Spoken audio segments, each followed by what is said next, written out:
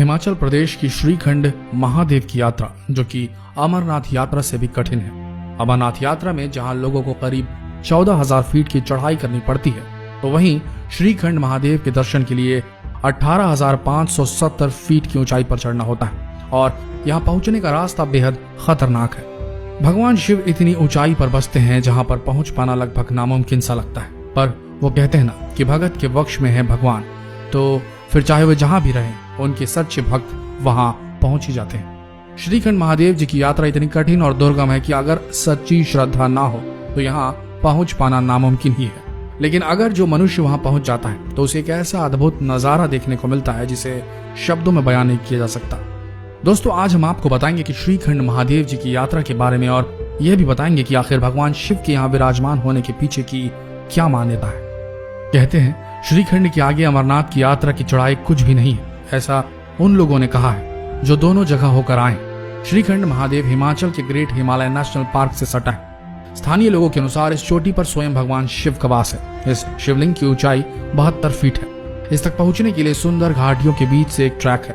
अमरनाथ यात्रा के दौरान लोग अपनी सहूलियत के अनुसार जहां खच्चर का सहारा लेते हैं, वहीं श्रीखंड महादेव की यात्रा में आपको 35 किलोमीटर की कठिन चढ़ाई यानी अग्नि परीक्षा देनी पड़ेगी, जिस पर कोई खच्चर और ना ही कोई घोड़ा जा सकता है। श्रीखंड का रास्ता रामपुर बुशैरा से होता जाता है। यहाँ से निर्माण, इसके बाद से बागी पुल और आखिर में जाओ के बाद पैदल यात्रा शुरू हो जाती है। श्रीखंड यात्रा में 18,300 फुट की ऊंचाई पर सांस लेने के लिए ऑक्सीजन की कमी है।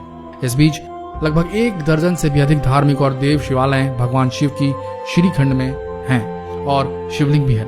और यहाँ से लगभग 50 मीटर पहले पार्वती, गणेश, कार्तिक स्वामी की प्रतिमाएं भी हैं। चलिए अब हम आपको इसके पीछे की पौराणिक मान्यताओं को बताते हैं। श्रीखंड की पौराणिक मान्यता है कि भस्मासुर राक्षस ने अपनी तपस्या से शिव से वरदान मांगा था कि वह जिस पर भी अपना हाथ रखेगा वो भस्म हो जाएगा। राक्षसी स्वभाव के कारण उसने माता पार्वती से शादी करने की ठान ली थी, इसलिए भस्मासुर ने शिव के ऊपर हाथ रखकर उसे भस्म करने की योजना बनाई। लेकिन भगवान विष्णु ने उसकी मंशा को नष्ट कर दिया। विष्णु ने माता पार्वती का रूप धारण किया और भस्मासुर को अपने साथ नृत्य करने के लिए राजी किया। नृत्य के दौरान भस्मासुर ने अपने ही सिर पर हाथ रख दिया और भस्म हो गया। आज भी वहां की मिट्टी व पानी दूर से लाल दिखाई देते हैं। अगर आपको कभी न भूलने वाली श्रीखंड की यात्रा करनी है जहां स्वयं महादेव जी विराजते हैं, तो आपको रामपुर बुशैरा शहर से 35 किलोमीटर की दूरी पर या बागी पुलिया या आर सुशर्त मार्ग से पहुंच सकते हैं। श्रीखंड जाते समय प्राकृत शिव गुफा निर्मंड में 7 मंदिर, जाओ में माता पार्वती सहित 9 देवियां, परशुराम मंदिर, दक्षिणेश्वर महादेव, हनुमान मंदिर, आरसू, सिंहाड़, ज्योतकाली, डंक द्वार व कुंचा आदि स्थान आते हैं। बागी पुल से 7 किलोमीटर की दूरी पर जाओ तक गाड़ी से पहुंचा जा सकता है। जाओ से आगे 25 किलोमीटर की सीधी चढ़ाई वाली पैदल यात्रा शुरू होती है। यात्रा करते समय बीच में सिंहगाड़, थाचोड़, कालीकुंड, भीम डावरी, पार्वती बाग, नैन सरोवर व भीम आदि स्थान आते हैं। सिंहगाड़ यात्रा का बेस कैंप है। यहाँ पर पहले श्रद्धालु को अपना नाम दर्ज करना होता है और उसके बाद यात्रा की अनुमति मिलती है। यात्रा के 3 पड़ाव में श्रीखंड सेवा दल की ओर से यात्रियों की सेवा के लिए दिन भर लंगर चलाया जाता है। भीम डावर से श्रीखंड कैलाश दर्शन 7 किलोमीटर की दूरी पर है तथा दर्शन उपरांत भीम डावर या थाचर वापस आना अनिवार्य होता है।